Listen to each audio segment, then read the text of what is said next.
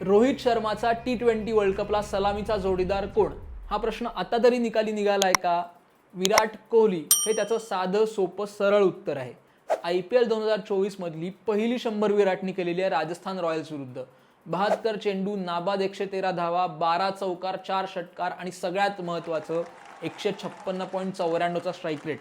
म्हणजे त्याच्या स्ट्राईक रेटवरती जी चर्चा होती ती त्यांनी धुळीस मिळवलेली आहे. ही झाली या सामन्यासंदर्भातची आकडेवारी. बाकी आकडेवारी काय आहे?